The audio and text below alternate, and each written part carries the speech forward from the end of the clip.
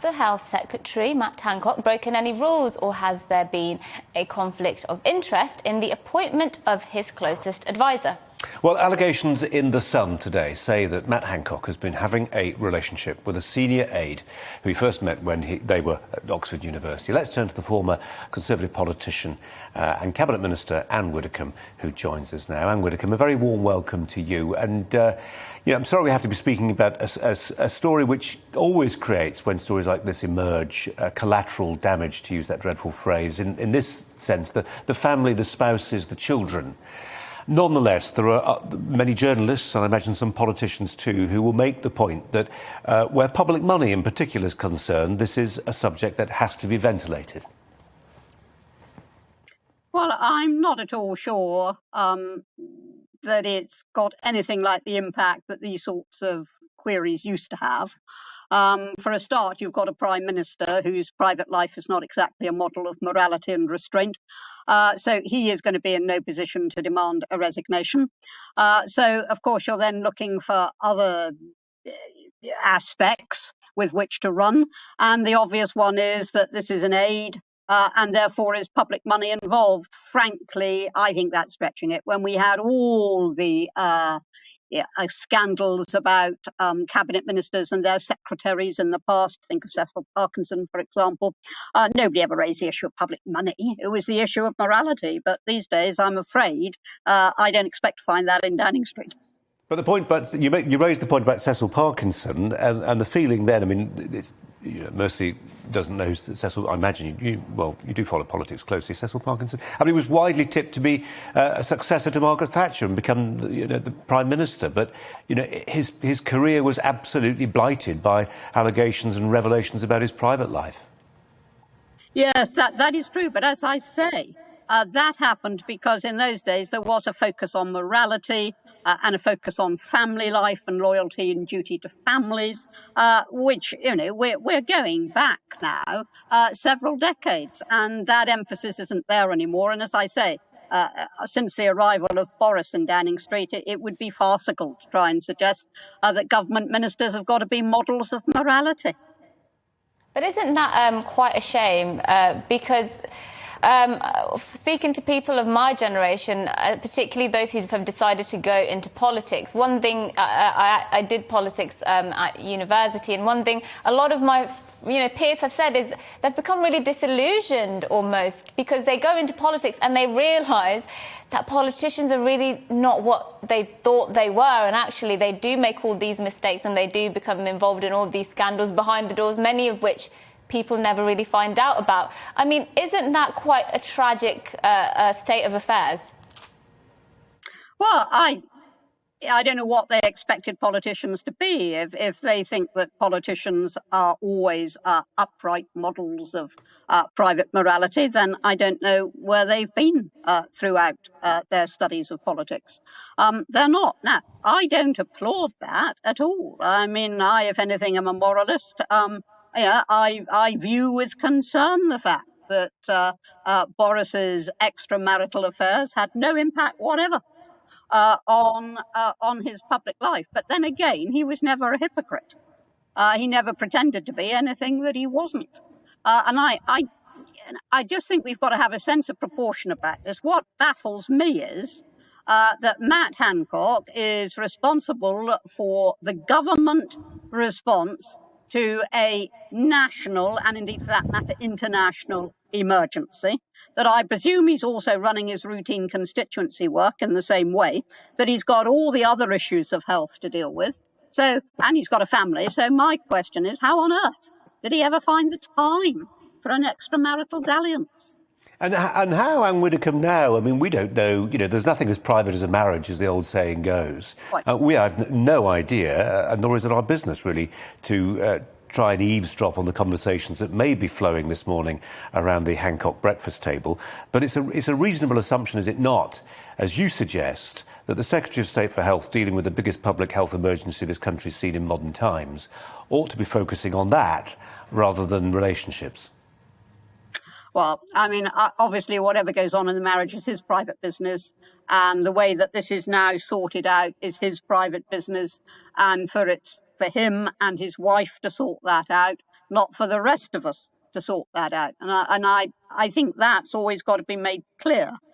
This should not be used as an excuse to pry on the family in any way. Yeah, but as I say, I'm surprised. I would have thought that he had so much to deal with that this sort of thing, would have been just not manageable. But who am I to say? And isn't that the point? Doesn't the fact he was able to clearly find time to do this on top of, he's been telling us he's completely dedicated to this pandemic response, and this will call into question his integrity almost. So in a way, this does have public implications, despite it, there's widespread agreement, OK, it's a private matter, but it calls into question him as the character of Matt Hancock. Look, I think everybody's clutching at straws. First of all, you try to run with public money. Then you try to run with, doesn't it cast doubts on his integrity because he said that he's wholly devoted to the pandemic. No, it casts doubt on his fidelity, certainly, but not on his integrity in dealing with the pandemic. And I have huge arguments about the way he's done it, so I'm not defending that. But I think you're clutching at straws for an excuse to intervene in what is essentially a private matter. I am very disappointed by all of this. I'm a bit baffled as to where the time came from, but I can't honestly see that there's any issue either of public expenditure or of integrity in the way that he's run the coronavirus. Yeah, Widdecombe, as you know, politics doesn't always work on logical tram lines, does it? And sometimes it's how something feels or looks. And for some people, the dreadful word, the optics here, as we look at a picture of Matt Hancock alone, hugging himself. Here's a politician who has told people, along with others in government, that at times it would be inappropriate to hug a dying grandparent, for instance. That's the effect of some of the diktats that have flowed from government and the Department for Health, who is pictured on government property hugging a taxpayer-funded aid. I mean, that's the allegation. And so I've got a specific question, really. I mean, if you were Prime Minister, it's entirely hypothetical, but if you were Prime Minister, you'd be perfectly happy, given these events, to retain him as a senior cabinet figure. Oh, now you're talking about his wearing a mask and preserving distance and lecturing anybody else, even to the point of their not being able to hold the hand of their dying grandmothers. Yeah, just look at the G7 summit. Just look at it. There they all were for the official photograph, posed properly, 6 feet distances between them. And then what happened? They were all close together. They were hugging each other. Macron was virtually cuddling Biden. They were ignoring masks. They were ignoring social distance. And we know already from leaks from Downing Street that a lot of the time the law has been disobeyed in Downing Street as far as masks and social distance were concerned.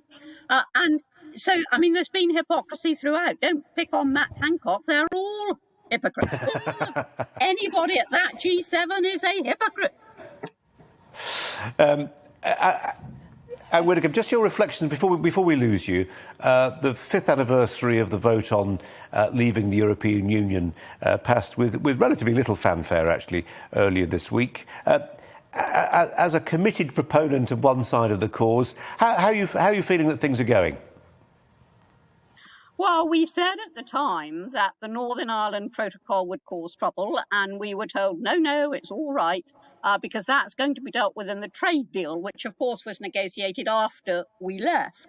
And it wasn't. And I think Boris decided that he could just wing it somehow, as he often does. Lord Frost appears to have been phenomenally naive in not expecting the EU to act in a purist way. And we have an immense danger to the Union there.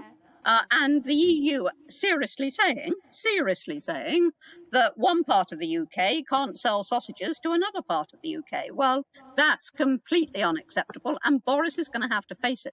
That apart, and fishing apart, which he also sold out on, I'm very happy indeed. I'm happy with the trade deals. I'm happy with the fact that although everybody said that our trade with Europe would collapse, it actually hasn't. And I'm delighted that we're independent. And if you need any demonstration of the virtues of independence, just look at the vaccine programme and look what we were able to do, because in those days we had a buccaneering Boris. We haven't got that now. We've got a shivering Boris, but we had a buccaneering Boris who just ordered huge quantities of all the vaccines before they were even approved. Never mind produced. And we therefore got ahead of the rest of Europe. And that was as a result of Brexit independence. Now, technically and theoretically, we could have done that, even had we still been part of the EU. But the facts speak for themselves. Other than Hungary, no other member of the EU did that, because the pressure was enormous to let them run the show. And indeed, the pressure coming from the Labour front bench on the government to go in with the EU programme, because we could without being a member, was also huge. And Boris, in those days, Boris the determined, Boris resisted all of that. And good luck to him. I mean, it's everything since that I think's gone awry. But that happened because we left the EU. Anne Widdecombe, very nice to talk to you. Really appreciate your time. Thanks a lot.